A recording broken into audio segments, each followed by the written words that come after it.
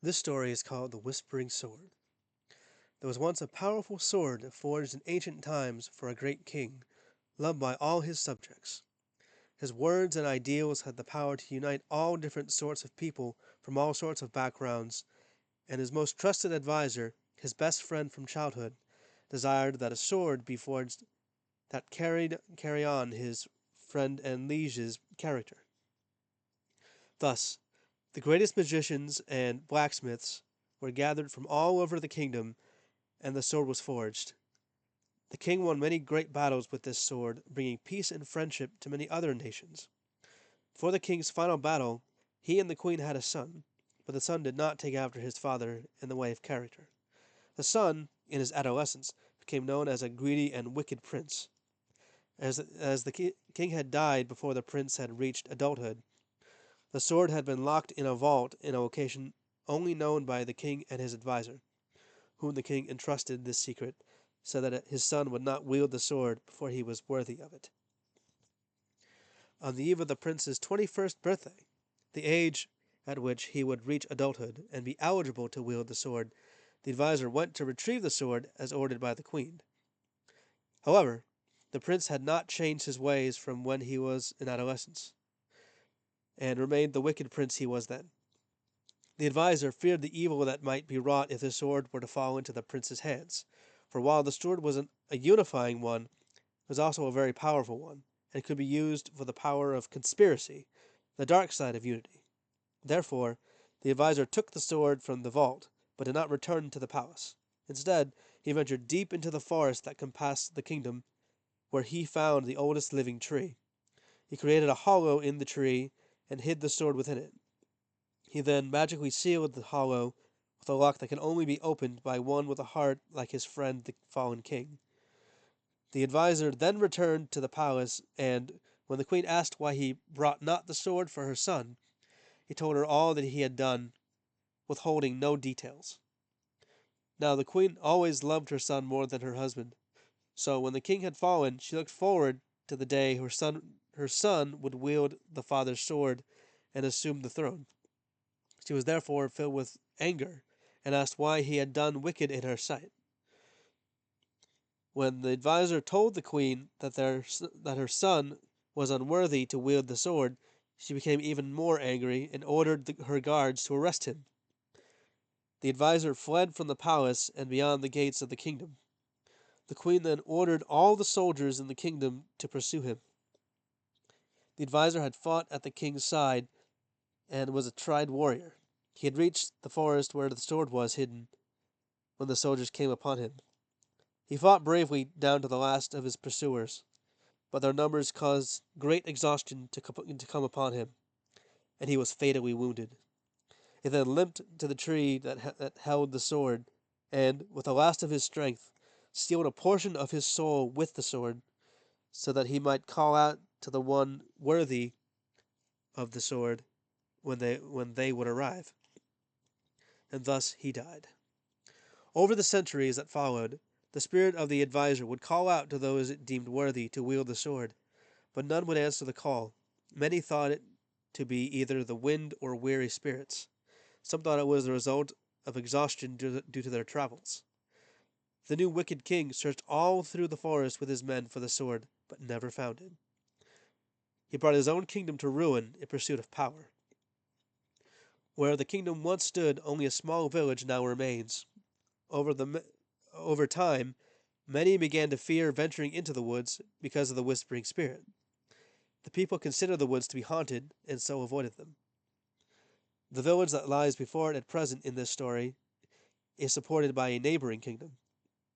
Its king, in his benevolence and abundance, sought to provide them with all the village needed, and asked for nothing in return.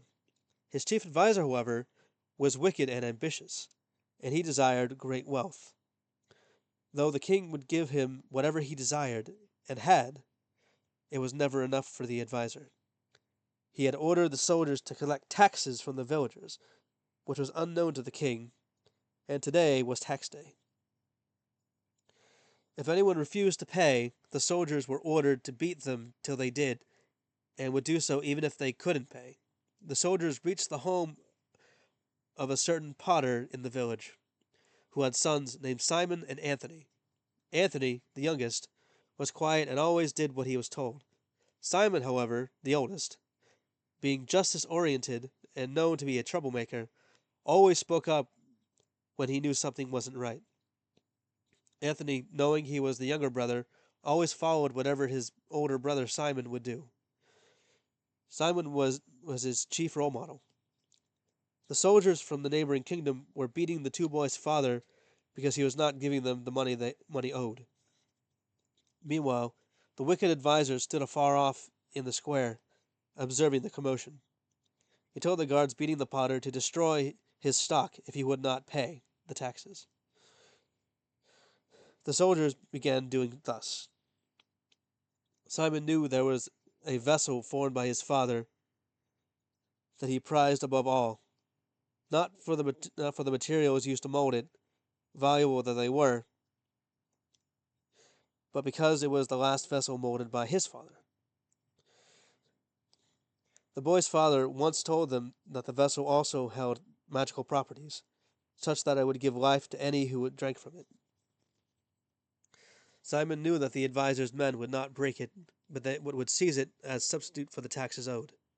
Simon, being skilled in stealth, snuck into the house and took the vessel. On his way out of the house, the adviser saw him carrying the vessel and ordered the soldiers to seize him. When Simon realized that the soldiers were after him, he fled into the haunted woods. His brother Anthony followed after him. The soldiers, however, stopped short of entering the woods, for they knew the legend of these woods. The adviser had also heard the stories about these woods, but believed them only to be myths and superstition. He gave the soldiers an ultimatum that either they enter the woods and pursue the children, or stay and deal with his wrath. The soldiers, fearing the adviser more than the legend of the woods, reluctantly continued forward. Meanwhile, Simon and Anthony ceased running so that they could catch their breath, now that it seemed that they had lost their pursuers. Unfortunately, they also realized that they now knew not where they were, for every direction seemed the same. Simon then began to hear a voice not like those of the soldiers. It was a gentle, whispering voice, beckoning that he come towards it. The two boys, realizing that they had no better options, walked towards the beckoning voice. For nearly a quarter of an hour they ventured through the woods, wondering what had become of their pursuers.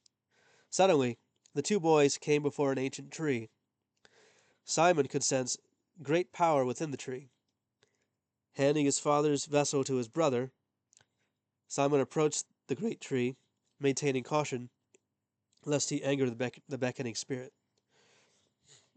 When Simon was just before the tree, in silence, he placed his hand upon its trunk. When he did so, the spirit sighed with relief and said that the chosen one had finally come. Then lines in the shape of a door formed on the tree's trunk, and the door swung open to reveal a hollow. Inside the hollow lay a sword, the most beautiful and powerful sword Simon had ever seen, much more so than any weapon forged by the village blacksmith, who himself was a master craftsman. From hilt to blade, the sword was a bright golden color. Simon carefully reached for the hilt. As he did so, he was broken out of his reverie by a familiar cry of distress from his brother. The soldiers had found them and had seized Anthony. No longer hesitating, Simon grabbed the sword from the hollow, which immediately closed with the sword's absence. Simon had done pretend sword fights with his brother and their friends from the village, but had never been in real combat. He figured he would not stand a chance against real soldiers. All the same, he would not let them take his brother. So he engaged the soldiers. He then observed a strange phenomenon. With the sword, Simon fought as one who had practiced the sword for many years, though he had no true experience. Within a short time, Simon defeated the soldiers, and he and Anthony went on their way. On their way, Simon observed another strange phenomenon. He realized he now knew the way back to their village, as though the sword was guiding them back. When Simon and Anthony returned to the village, they found much of it in ruins, and the adviser and the rest of the soldiers had left. The people in the village were gathered in the square, discussing how they might rebuild the village. Simon declared that they should liberate themselves from the tyrants that bully them out of their livelihoods. When asked by what power they would do so, Simon told them of the sword he found in the woods. He reached to draw it, that he might show them, but it was no longer with him. The other villagers mocked him as a child playing a game, and his father looked down in shame. Simon then declared he would go to this king, sword or no sword, to demand their independence in light of the injustice from the advisor and the soldiers. His father, however, forbade him from the journey, since the road to that kingdom was fraught with danger. Simon had no choice but to obey his father. Later that night, however, Simon could not sleep, due to his thoughts for the circumstances of his village. He finally determined to make the journey to the neighboring kingdom anyway, whether his father allowed it or not. He forgot about the creaking floorboard in the room he shared with his brother, and Anthony immediately awoke upon hearing it. He asked Simon where he was going.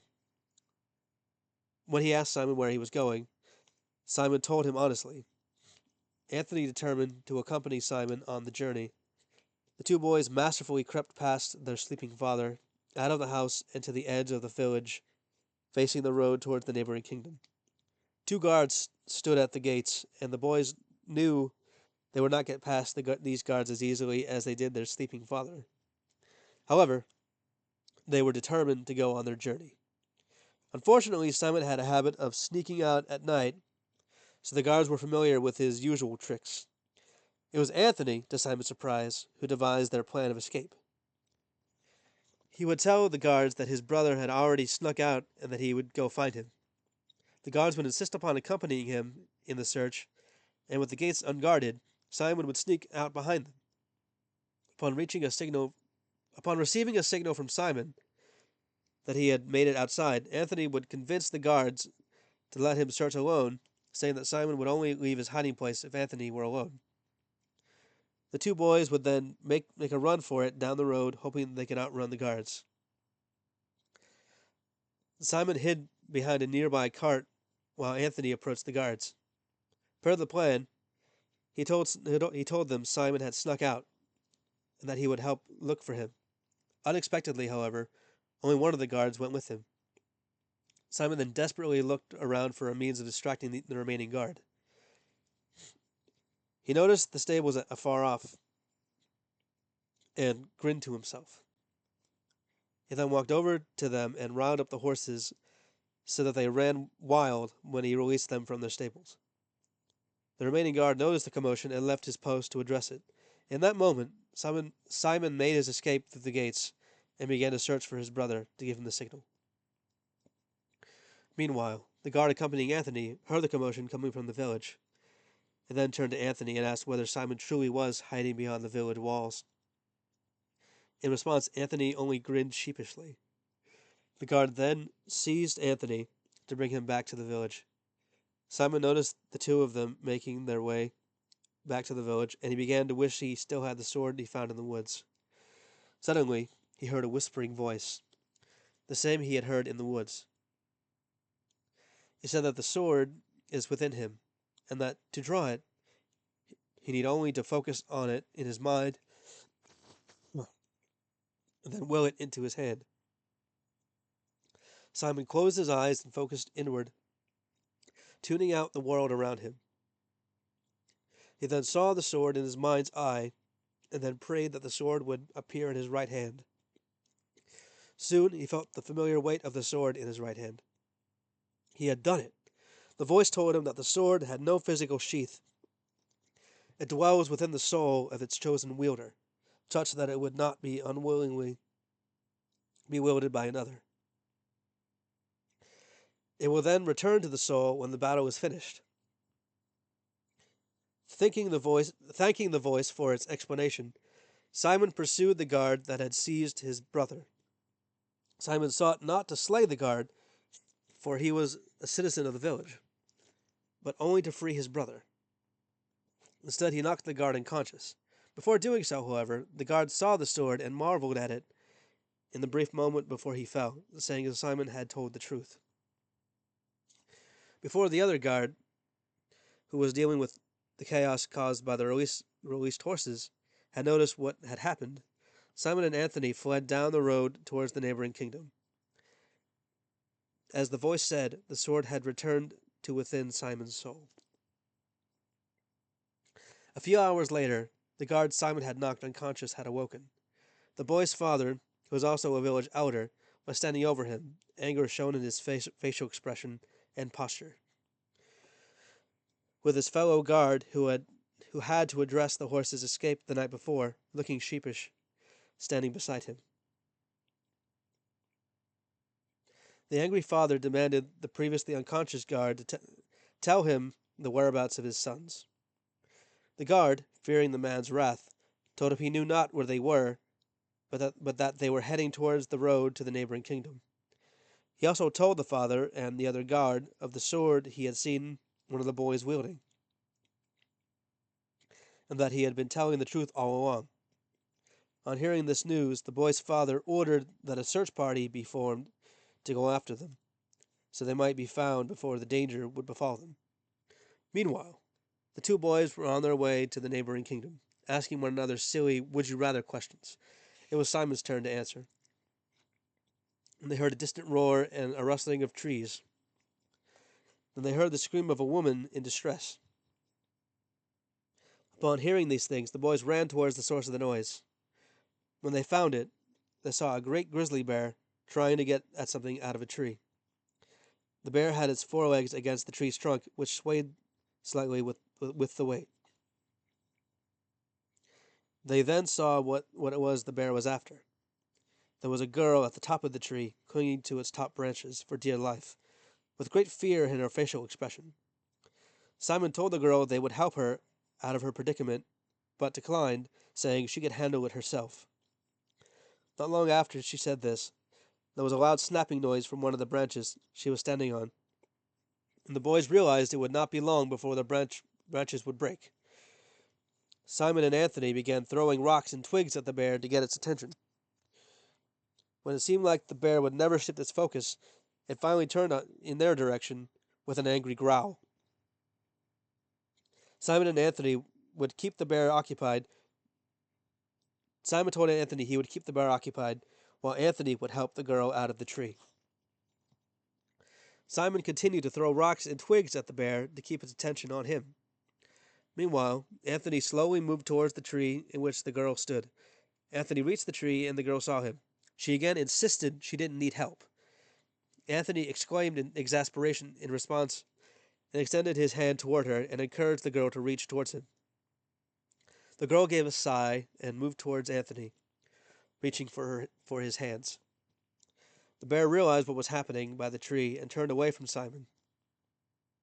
Despite his many attempts to regain the bear's attention, its focus would not shift from the tree. With an angry roar, the bear charged at the tree to finally bring it down and the girl into his clutches. Simon realized he had but moments to stop the bear's rampage. He focused on the sword within his soul and willed it into his right hand. With incredible speed, Simon chased after the bear and slew it just before it reached the tree. A few moments of silence passed afterwards, while the three of them processed what had happened. Then the girl became angry with the two boys and berated them for stepping in when she didn't need the help. Simon became angry with her, reminding her how close to danger she really was, and that if they hadn't come along, she would have been the bear's lunch. He then asked her name so that he would know who not to help in the future. She said her name was Megan, and that she would not need his help in the future anyway. The two of them continued to bicker. The two of them then continued down the road, bickering with one another. Anthony sighed and followed along behind them. The boy's father and the search party he organized to find the boys set off on the road leading to the neighboring kingdom. The band consisted of the boy's father, the two guards they had outsmarted to escape the village, and a few of the boy's friends' parents. The father had said that he would give them the worst chores when they returned home. He knew his sons, and he knew the eldest to be a troublemaker, so he would be punished more severely than his brother. Above everything, however, he hoped his boys were still safe wherever they were. The father was deep in thought when one of the men called out that had found something. When the rest of the band joined him, they saw a half uprooted tree and the fresh corpse of a slain grizzly bear. The boy's father wondered who could have done this. Surely it couldn't have been one of his sons. Could Simon have been telling the truth about finding a sword? Then another of the band pointed out footprints in the path. 3 sets of them went further down the road. The father ordered that the band follow the footprints. Meanwhile, the wicked adviser of the neighboring kingdom was counting the money he had collected from the villagers. He scowled, for the amount he had collected was much less than the previous month. It was then that he remembered the young boy he had sent the soldiers to pursue in the forest. The boy's actions had disrupted the collection of money that day because he had to stop the boy from taking what was owed him. He collected only half the village before they had to return to the kingdom. On these thoughts, the adviser's wrath was kindled, so he summoned the captain of the soldiers and ordered that he find the boy and bring the boy to him, that he might kill him. Later that night, after the young trio had been traveling for hours, they stopped to make camp on the side of the road. They had no food, so they sat in silence before the fire they had built. The only sounds heard in these moments came from the distant wildlife and the sounds of their stomachs rumbling. The 2 boys had their hands over their stomachs in anguish over their hunger. Megan chided them for their Megan chided them for their childishness, scowling at them all the while. Before she was finished, a loud rumble came from her stomach, and her face flushed with embarrassment. The 2 boys laughed at that. To combat their feelings of hunger, the trio imagined eating their favorite foods. They shared with one another stories from earlier childhood, when they enjoyed these foods. Simon and Megan were surprised that one another enjoyed many of the same foods growing up.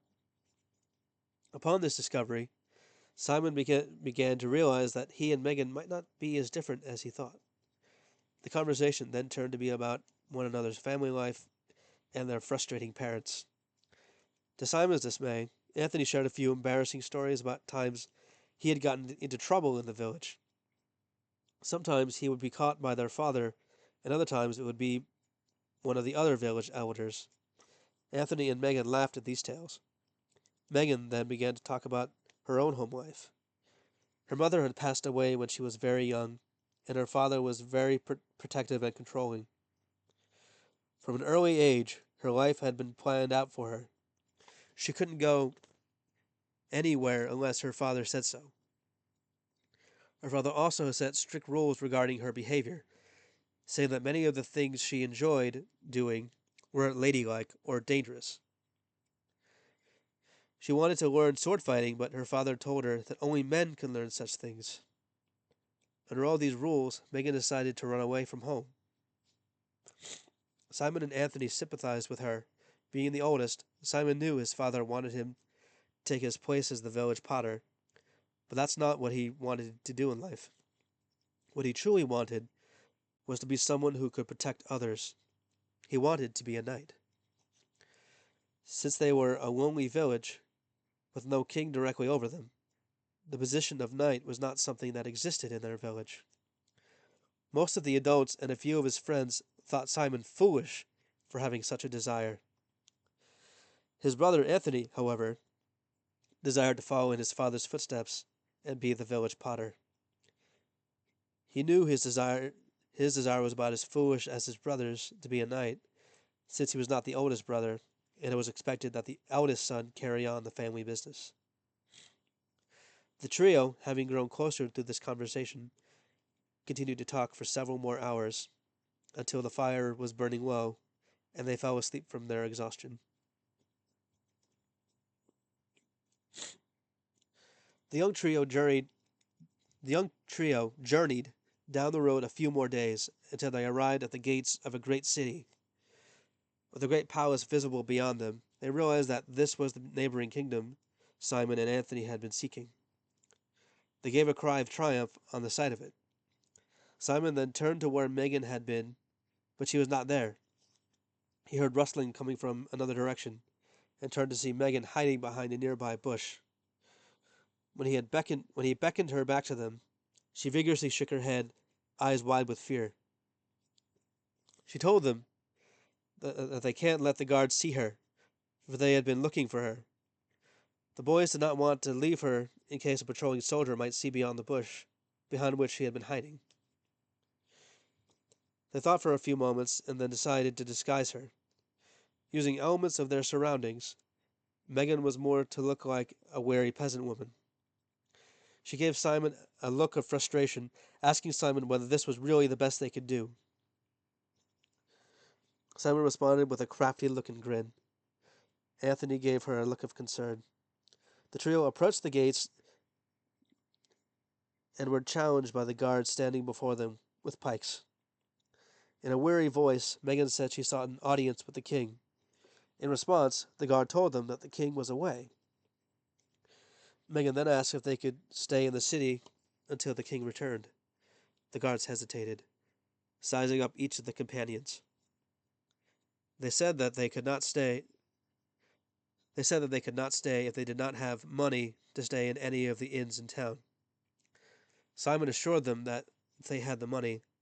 A few moments of silence passed, and, after a final look at the trio, the guard stepped aside to allow them to pass. The trio passed through the gates and entered the city. The trio walked down the main road within the city, trying to see as many of the shops as possible. Then, Anthony reminded them that they had no money, and asked Simon why he lied to the guard. In response, Simon corrected Anthony and said they didn't have it yet. At this, Megan rolled her eyes. Simon noticed a couple of sticks that could double as swords.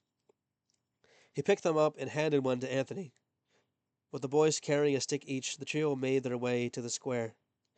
Simon found there a rusty old bucket, which he decided could be used to collect money. Then, in a loud voice, such that anyone nearby could hear, Simon challenged Anthony, charging that he was his nemesis, his arch-nemesis. Anthony sighed to himself and responded in kind. Megan gave them an annoyed look and waved her hands in a way that she said she wanted no part of this, and then walked away, but did not go far. After going back and forth a few times throwing staged trash talk at one another, the two boys began to cross swords. The crowd that had gathered to watch were cheering them on. Some deposited coins into the bucket Simon had found. The battle was fairly even for the most part, but Simon was ultimately victorious. The two boys bowed to their audience and thanked them for their donations. At that point, a few of the city guards came over to them, demanding to know what the commotion was about. When they saw the bucket full of coins, they told the boys that unsanctioned street performing was illegal and that such offenses incurred a fine from the perpetrators. Saying that the coins in the bucket should cover it, the guards confiscated them and left the square. After they left, Anthony turned to Simon, asking what they would do now, since they once again had no money. Megan turned to them, looking as though she were struggling to hold back laughter at their current tidings. When Simon, scowling, asked her what was so funny, she was no longer able to hold back the laughter, and she was laughing uncontrollably. When she got hold of herself, she told the boys she knew the street performing was illegal and wanted to see how far their silliness would take them. Simon responded saying that it was real funny that they now had no money to stay anywhere and asked whether she thought before she acted. At this she got angry and she and Simon began to bicker until they heard a weary voice. They turned to see a vagabond with his hood such that they could not see his face. He said that he had heard that they sought the king and that they sought a place to stay. He then said that he had lodgings in the castle and that they could stay with him while they wait for the king. He then turned to Megan and remarked that she seemed familiar to him.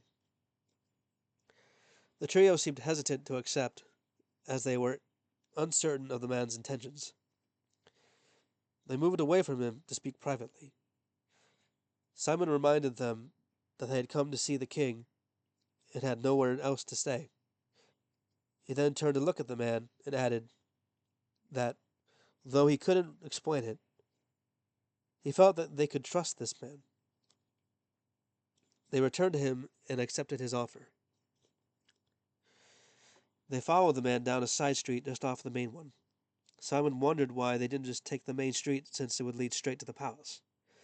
If anyone tried to ask the man a question, he would dismiss it with a wave of his hand and beckon them onward. Eventually, the four of them reached a small door on the side of the palace. Taking a key from his coat pocket, he then used it to unlock the door and then beckoned the trio inside. He led them down a long corridor until they reached the last door on the right and led them inside. The room looked more like a storage room rather than living quarters. Items were stacked high on shelves, but there were also items in random places within the space. It looked as though it hadn't been organized in years. Simon finally confronted the man and asked who he was. The man, who had still had his hood up, even though they were inside, sighed deeply and said he was the royal groundskeeper. He then told the trio to wait there while he went to get them food and bedding. The trio, though Simon did so reluctantly, agreed to stay put. The groundskeeper turned to them when he was by the door and then continued on his way. The three of them waited in the groundskeeper's quarters for what felt like hours. Eventually, however, Simon couldn't wait any longer and declared that he would go find the groundskeeper. Both Anthony and Megan insisted that he stay put, but Simon would not listen. Without another word, he promptly went out the door. Anthony and Megan turned to each other in concern and went after Simon. On the other side of the groundskeeper's room was a door that opened to a stairwell, which they figured Simon had taken. The two of them climbed to the top of the stairs, which led to another corridor, which turned left as far as they could see. Anthony and Megan continued onward, trying to find Simon before he got them in trouble. Unfortunately, the corridor eventually split in three directions, and Anthony and Megan were uncertain which corridor Simon had taken. So they decided to split up and take one corridor each, hoping one of the two they took was the one Simon took. Not long after Megan went down her corridor, a guard seized her and locked her in a room. Though she pounded on the door and shouted, no one would let her out of the room. Simon continued to walk down the path he had chosen, which was the middle path. Neither Anthony or Megan had followed him on this path. He had been admiring the decorations and artwork along the wall. Some of them represented great victories the kingdom had won. There were also suits of armor every few feet down the corridor. Simon stopped when he noticed something peculiar about one of the pieces of artwork. It was a family portrait that showed the king, his wife, and a girl that looked familiar to him. It wasn't a lifelike portrait, so the people in it were missing certain features. He realized the girl in the picture looked a lot like Megan, but he decided she couldn't be the girl in the painting. She had displayed none of the qualities portrayed by the girl in the painting, and she certainly wasn't dressed like her either when they met. He also figured people would have recognized her by now, but no one had. Simon went to continue on his way, but when he turned, he hit something. No, not something. He realized it was someone. The last person he hoped to bump into in the palace. The wicked advisor! You could see that the advisor was wroth with anger at the sight of him. By his furrowed brow, flared nostrils, and clenched fists. Then his expression changed. A wicked smile came across his face. Simon feared what he would do next. The advisor grabbed Simon by the wrist and dragged him along with him. No matter how hard Simon fought to break free, he was unable to do so. He could draw the sword, but it would have to be in his left hand, with which Simon was weaker in swordplay. He decided to submit for now and see where the advisor would take him. They arrived at what appeared to be the advisor's office. He locked the door so that Simon couldn't escape. He beckoned Simon to a chair before his desk. Simon acquiesced and sat down. The advisor sat at his desk across from him. The chair Simon sat in was shorter than the one the advisor had, so that Simon was made to look up at him. He said his name was Bartemius, advisor to the king. He then asked Simon the whereabouts of his companions. Considering their safety, Simon lied and told Bartemius that he had come alone. Bartemius charged him not to lie and said that his soldiers spotted 2 others with him in the city. Smirking, Simon corrected the advisor, saying they were not his soldiers, but the king's. That they were not his soldiers, but the king's. In rage, Bartemius banged his fists on the desk and said that the king had put the soldiers in his charge. He then demanded Simon again to tell him the whereabouts of his companions. In truth, Simon did not know, because he had left the groundskeeper's dwelling alone. He supposed Anthony and Megan had followed after him, but the path split in 3 directions, and it was more likely they took the paths he didn't take. Simon decided the truth was best, so he told Bartemius he did not know. The advisor's rage, however, was clouding his judgment. He told Simon to not think that he could continue to lie to him, and more vigorously demanded to know the whereabouts of Simon's companions. It was true he had lied the first time, but this time he had not lied, and the injustice of being called a liar in the second instance was building a rage within Simon. He wanted to draw the sword to challenge Bartemius. He made to search his soul for the sword, that it might appear in his right hand, but alas, he was unable to find it. It was as though it were never there at all. The advisor's cold words awoke Simon from his reverie. He warned Simon to not even think of trying to challenge him, and that a mere peasant boy has no hopes of defeating him.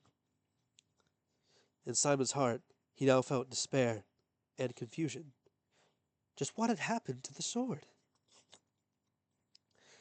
Then Simon and Bartemius heard the sound of armored footsteps down the corridor, accompanied by the sound of a young boy struggling to be free of them. Simon and Bartemius turned towards the door as its knob turned. Then, the soldier holding the boy captive came through the door with his charge. He said he found the boy wandering down the corridor. Simon silently gasped and saw it was Anthony. Bartemius then asked the guard about the girl that had been with the 2 boys. The guard said that she was yet to be found. Bartemius dismissed the report, calling it a trivial matter. He then ordered one of the other guards to seize Simon and ordered the guards to bring to the throne room where the 2 boys would be executed, one after another. First, the younger one, so that Simon might appreciate the consequences of his actions. Then, Simon himself. So the guards, the 2 boys, and Bartemius left the advisor's office to go to the throne room, where the boys were expected to be executed, to meet their end. The procession continued on the same path.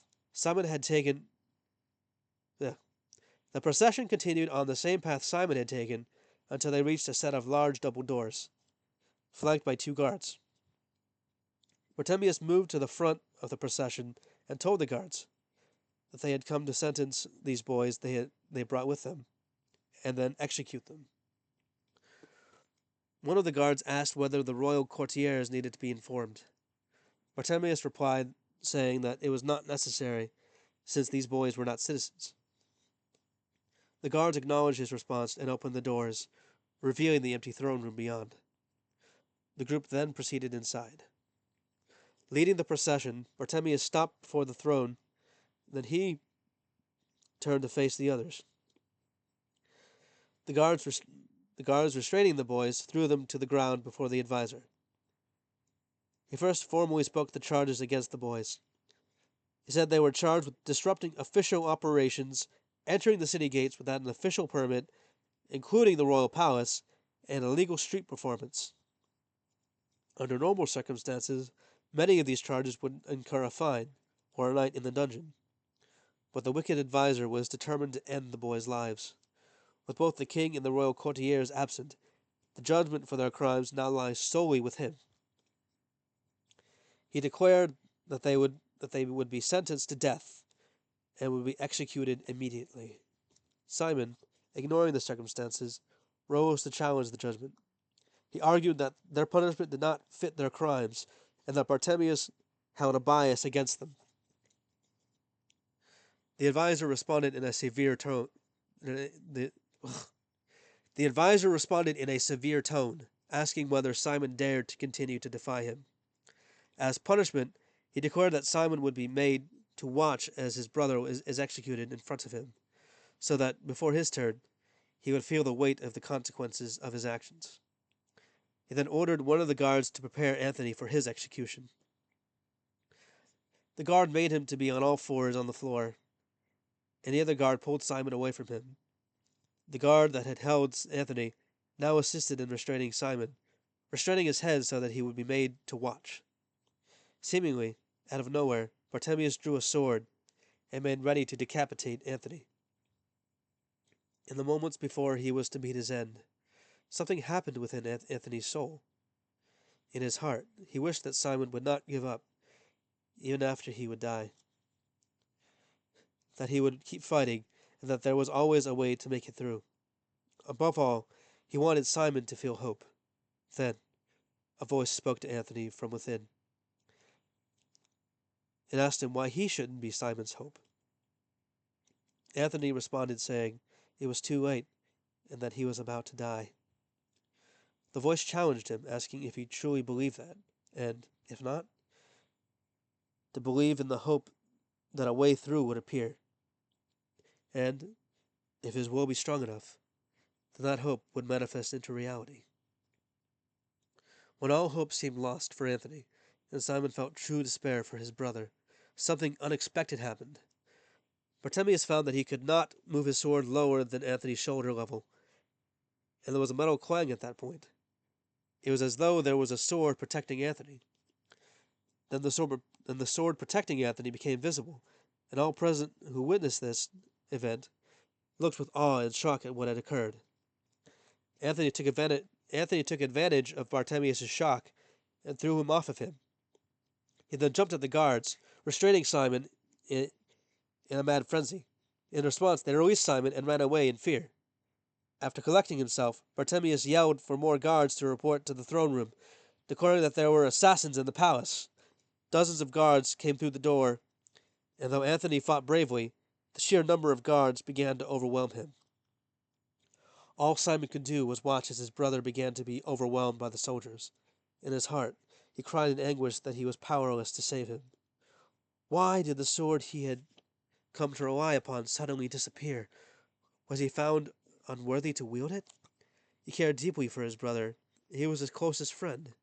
All he wanted to do now was save his brother. Simon pleaded that the sword would return to him, even if it cost him his life. For a time, he received no response, and was just about to submit to his fate. Then, the voice of the sword spoke once more.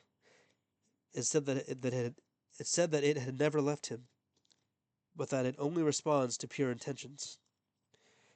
It didn't respond before in Bartimaeus' office, because Simon had wanted to use it to defend his own pride. However, now that Simon was willing to lay down his life for the sake of a friend, the sword would respond in kind. From the depths of his soul, Simon once again drew the sword, and then leaped into the fray to help his brother. Together, the two boys were holding their own against the soldiers, but more and more of them kept flooding into the throne room. Soon, their numbers began to be too much for the brothers together, and they were surrounded on all sides. It seemed the soldiers would ultimately get the best of them. Then, a group of familiar figures flooded into the throne room. It was the search party of villagers that had come looking for him. The boy's father led them, and Simon was relieved to see Megan was standing next to them. She, too, was wielding a sword. Simon also recognized the two village guards from the night he and Anthony escaped. The band of villagers charged at the soldiers, who turned away from the boys to receive them. Chaos ensued in the throne room, which had now become a battlefield. The boys joined in the fighting to help the villagers. The battle raged on for a time, and thankfully, none of the villagers took any losses. Bartimaeus spotted Megan in the midst of the battle, and slowly and silently he moved towards her, unfazed by the chaos ensuing around him. She had just defeated a soldier and took a minute to celebrate the victory. When she did so, Bartemius came behind her and seized her. Yelling above the din, he ordered all present to stop. He called for the peasant boy, by which he was referring to Simon, to surrender and to submit to his punishment, or else he would kill the girl. There was silence for a few moments, until there was a sound of echoing footsteps. It was the hooded groundskeeper. He asked the advisor what he was doing. The advisor, referring to the groundskeeper as a vagabond, that it was not his concern what the advisor was doing. He stated that it was official business. The hooded man challenged Bartemius, asking whether holding a girl at sword point was truly official business. The advisor said he did so to pressure the peasant boy to yield to his punishment. The groundskeeper asked whether the king would authorize such methods and what crimes the boys had committed. On the question of the charges, Bartemius said that the boys invaded the kingdom without an official permit, entered the palace without authorization, engaged in illegal street performance, and were now obstructing justice. At this, Simon responded, saying that the only thing they were obstructing was injustice. They had not come to harm anyone, but only to seek an audience with the king, to ask why he was so violently demanding taxes of the villagers, beating them and destroying their livelihoods. In response, the advisor began to laugh maniacally. Calling the king an old fool, Bartemius said that the king would bankrupt the kingdom to give freely to other nations, which would destroy the economy of the kingdom. Bartemius then revealed that it was he who ordered the soldiers to collect the taxes. While the king is away, Bartemius, the advisor, is in charge of official business, the advisor stated, continuing his explanation. The hooded figure replied, saying, The king was away,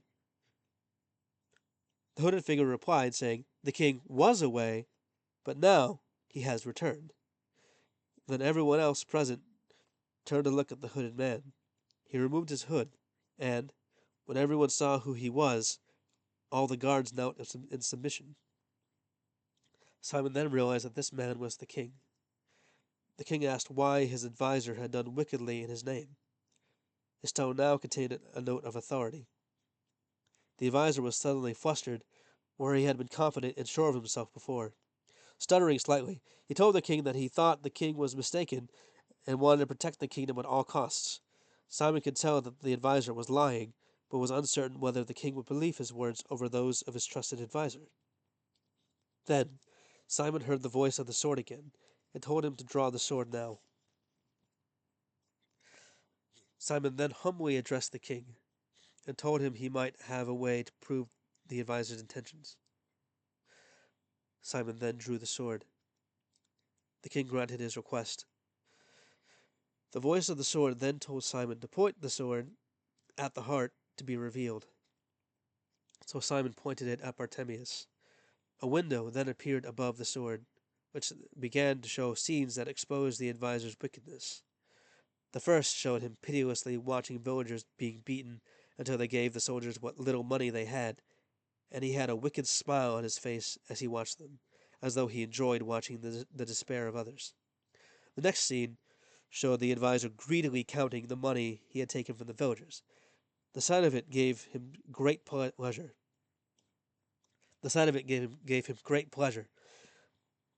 When he was called away for official business, he stored the money in a personal container, as though the money belonged to him.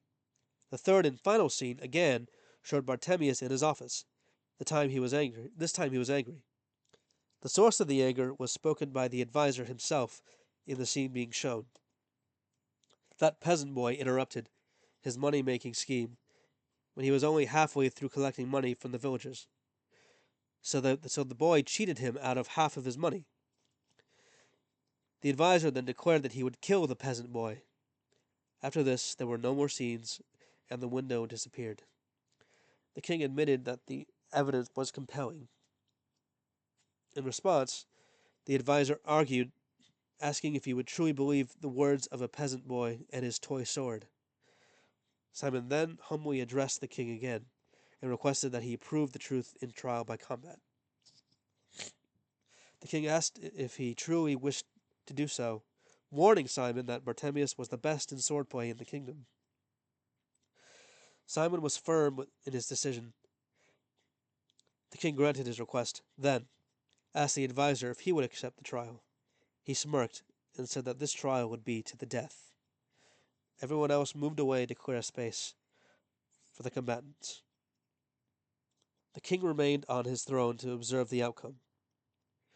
Bartemius then threw away the sword he had been holding and said it wasn't his true sword. He also drew a sword from the depths of his soul. It had a sinister aura, and it resonated with Simon's sword, whose sword resonated with the advisor's, as though they were related to each other. Then, Bartemius began to explain the origin of the sword he now held. He revealed that it had once belonged to the son of the king who once wielded Simon's sword. After a few moments of silence, and the shock in the room settled down, Bartemius continued. For decades, the prince searched the forest for his father's sword, but he became impatient. He began to seek alternative measures. Like for his father, all the magicians and blacksmiths in the kingdom were gathered so that a similar sword might be forged. However, these men were unwilling to forge a sword in this manner like they did for his father, for they knew the son's wickedness. Nevertheless, these men were made to forge the sword against their will, and many of them died during its creation. Simon asked how the adviser came to wield this sword.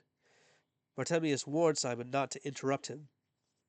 He carried on his tale, saying that the prince tried to imitate his father in spreading the kingdom, but to conquer it rather than to make allies with other nations. He was unsuccessful in all his endeavors, and the kingdom fell to ruin. The sword was then lost to time until one day he, Bartemius, discovered the sword.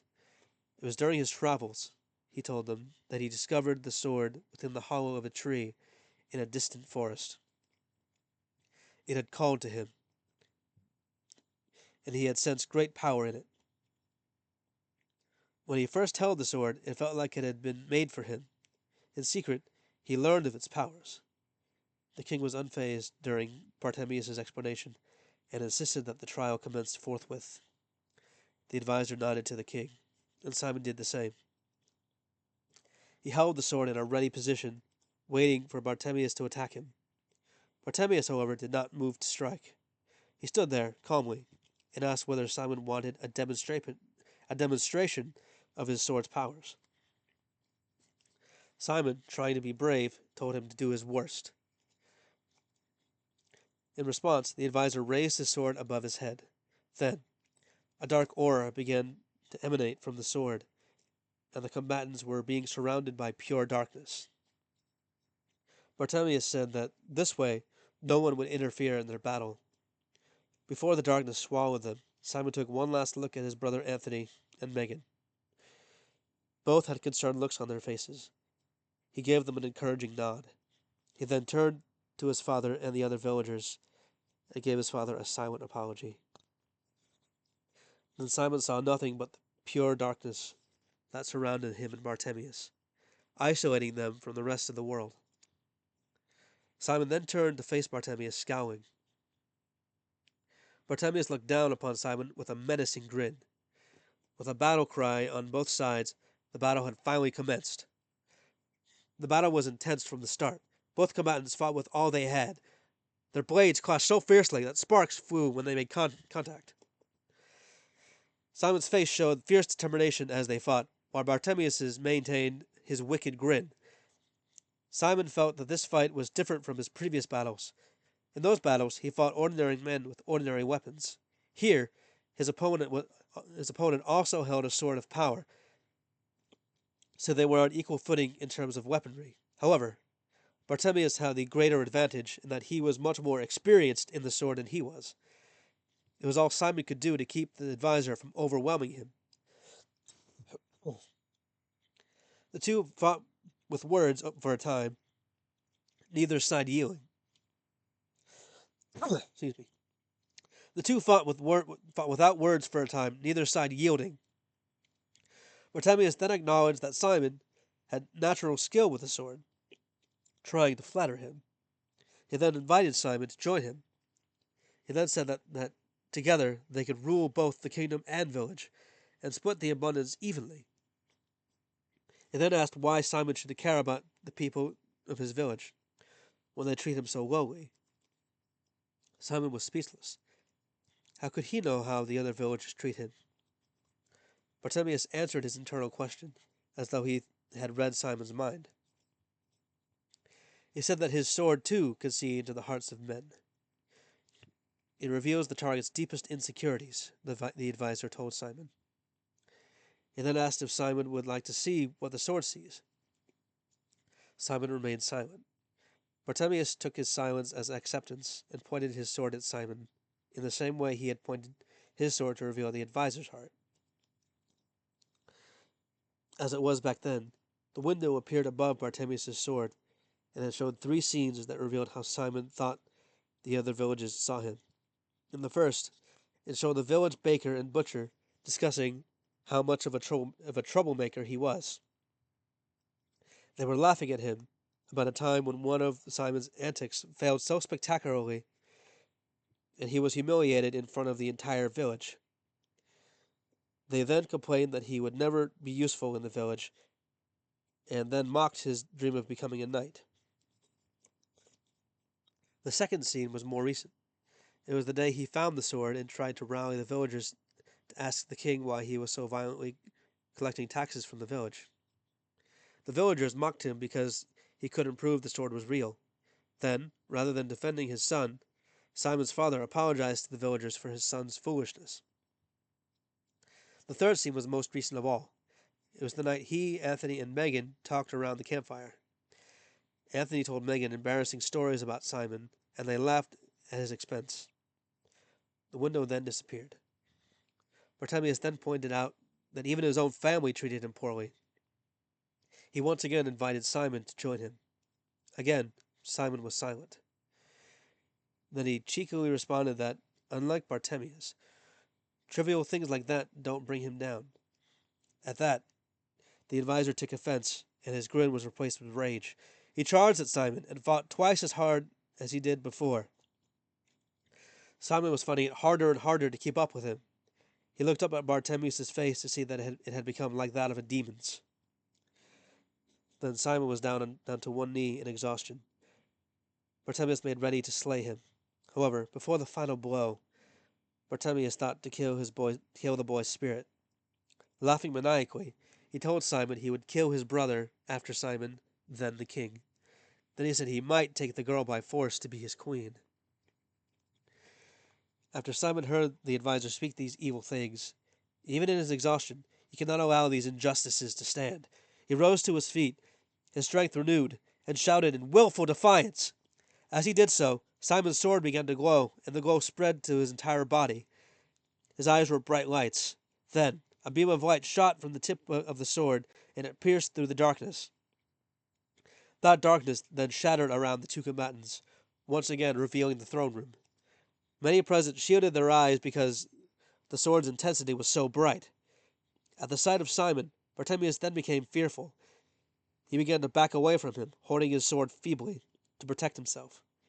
In shock and fear, he exclaimed that that was not a power of the sword, and asked who Simon truly was.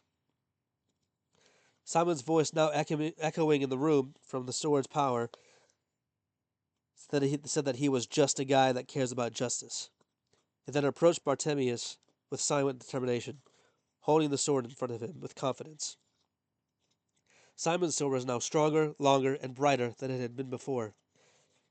It was as though the sword had evolved. Bartimaeus tried his best to defend himself, but he could not keep up with Simon, and was ultimately knocked off his feet. He now lay on his back with the point of Simon's sword at his throat. He urged Simon to finish him, reminding him that it was a fight to the death. Simon did not move. The advisor urged him all the more to finish him. Simon refused, saying that he was not like him. The king said that Bartimaeus had disgraced his family, disgraced the office of the advisor, and disgraced the kingdom with his wickedness. He then asked what Bartimaeus had to say for himself. Shamelessly, he requested that the king show him mercy. The king said that he shall not have it, and declared that the sentence to which he sought to punish the boys would instead be Bartemius' punishment. The former adviser made a show of submittance, but when Simon turned away, he made to kill Simon from behind. However, the captain of the soldiers jumped in and slew the wicked man before he could reach Simon. With that, the wicked former adviser died. With no host to carry it, the sword of Bartemius lay on the floor, cold and lifeless. It then disintegrated, and the remnants flew out the open window nearby. Simon's sword and body then returned to normal, and then the sword returned to within him. His voice returned to normal as well. He humbly addressed the king a third time, and knelt before him. The king quickly told Simon to arise to his feet.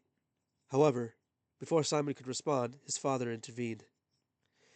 He apologized for any trouble his son might have caused, and promised that he would be punished when they returned home. The king smiled and said that punishment would not be necessary. He then said that Simon had done a great service for the kingdom. He then turned to look at Megan and said that Simon had, in fact, done 2 great services. The second service was that Simon had returned his daughter to him. There was shock on all other faces in the room, but none was greater than that on Megan's face. The king laughed warmly, and in jest, he asked whether she truly believed he wouldn't recognize his own daughter. Simon then remembered the painting. He then smacked his forehead in frustration and said he could be so stupid sometimes. Megan smirked at Simon, and she teased him, asking if he regretted all the times he made fun of her. Scowling, Simon fired back a response that she hadn't exactly been ladylike around him. Now Megan scowled and asked why she needed to be ladylike. Now Megan scowled and asked why she needed to be ladylike around him. Simon angrily shot back that it was because she was supposed to be royalty. Now Anthony slapped his forehead in frustration and asked the heavens why must they always bicker like this. The boy's father, hearing him, jokingly responded, saying, "Sometimes when a boy and girl always bicker, it really means they like each other." At this, both Simon and Megan flushed with embarrassment. Everyone else in the room laughed. When the laughter died down, the king addressed Simon, again declaring that he had done great services for the kingdom, and for that, anything Simon asked would be granted to him, if it was in the king's power to do so. Simon thought for a moment, in silence, before responding to the king. He told him that, initially, he sought an audience with the king regarding the unjust collection of taxes for the support the king had provided. But since it was found that was Bartemius' scheme, he was now unsure for what to ask of the king. He wanted the support to continue, but not at the cost of the villagers' livelihoods. He also felt it was unfair to the king that he give them so much and receive nothing in return. Simon turned to the villagers present and asked if they would support the kingdom with their trades, rather than through taxes. His father was the first to accept the proposal, and one by one, the other villagers vocalized their support. Simon turned back to face the king and asked if these terms were acceptable to him. The king smiled and declared that Simon had a just and noble heart, and then said that he would gladly accept these terms. He then said that he would add one stipulation, that Simon and his sword escort and oversee the distribution of support to the villagers, and to make sure they are treated with dignity and respect, and that no other wicked schemes be done in his name. The king then added that Simon would need to be made a knight to be able to carry out this task. At this, the boy's father again interrupted, saying that Simon can't be a knight because, as the eldest son, he was expected to inherit his father's trade. Simon responded not in anger, but with calmness, reminding his father that he was always terrible at pottery. He then turned to look at Anthony, continuing to speak to his father. He said that Anthony possessed the gift of pottery, that he, much more, desired to inherit the trade. Anthony nodded at his father, Their father sighed and then agreed. The king clapped with joy at these good tidings, then asked Simon about how he knew of the sword's powers, particularly when he used them to reveal Bartemius's intentions. Simon was about to speak when a bodiless voice spoke for him. It was the voice of the sword that guided Simon. The sword again appeared in his hand, and from its tip emerged a ghostly figure. It declared that it was the advisor of the fallen king.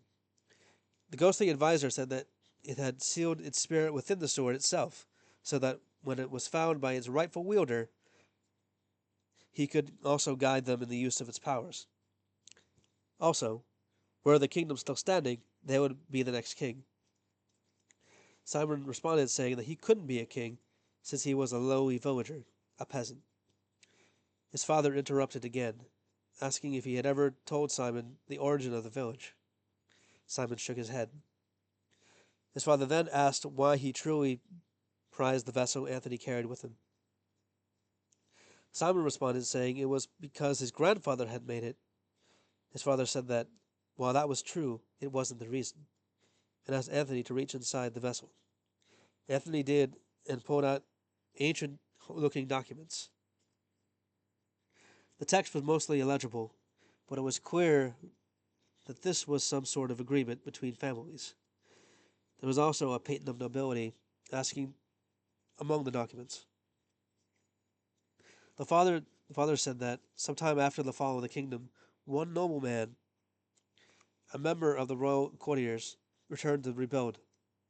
Several others went with him, and together they built the village.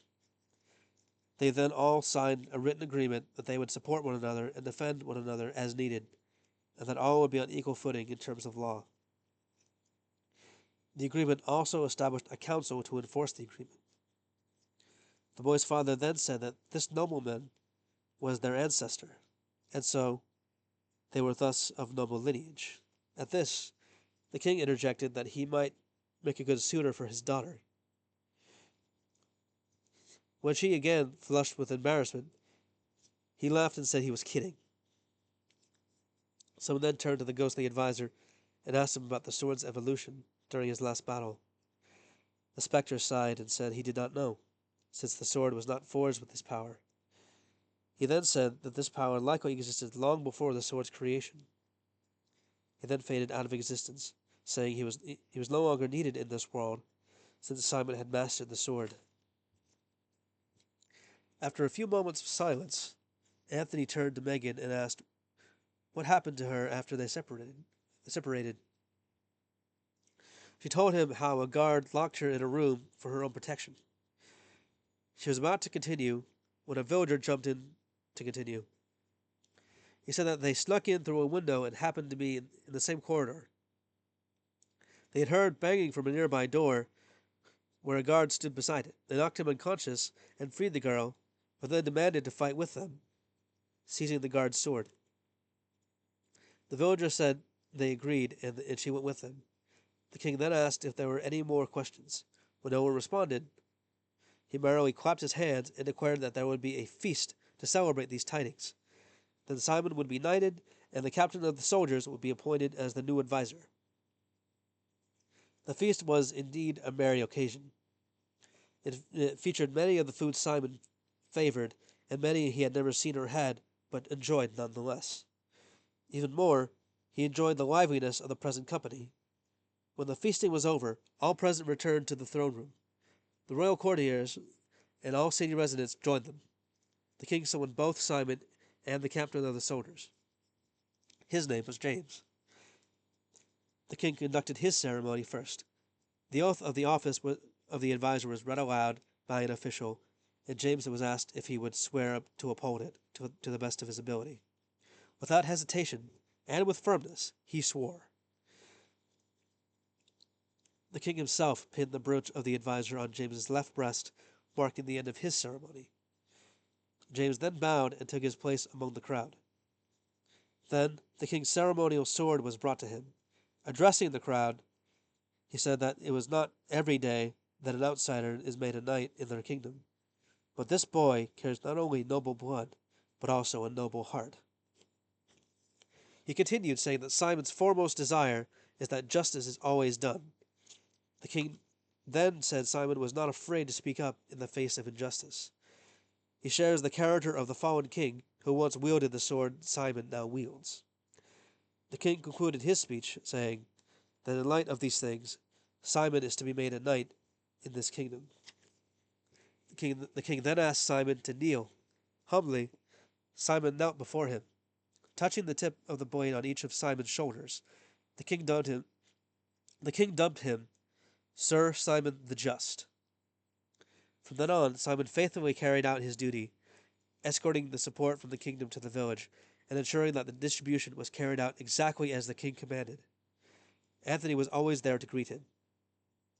He had become a master of pottery in his own right, and made their father proud. The boy's father also welcomed Simon when he came. They would always dine together whenever Simon came to visit. Simon shared the stories of the goings on in the kingdom, and Anthony and their father shared the same of the village. As for Megan, she began to bicker less and less with Simon as time went on. Eventually, they could no longer hide their true feelings for one another. One day, they desired to be married, and the king joyfully gave his blessing. They married and had children of their own. 2 boys were added to their family. When the king grew old, he died peacefully in his sleep. Before doing so, however, he told Simon and Megan that they would inherit the throne upon his death. Knowing this, Simon and Megan taught their sons to always do what is right and just, and to maintain peace in the land.